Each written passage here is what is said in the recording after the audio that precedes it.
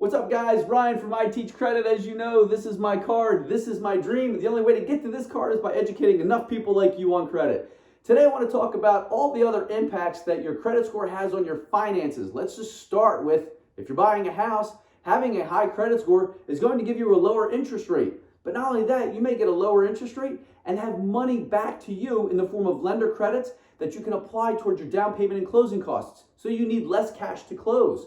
Or when you shop for your insurance, you're going to have a higher credit score, which means you're going to have a higher insurance score. That means lower rates. That's more savings.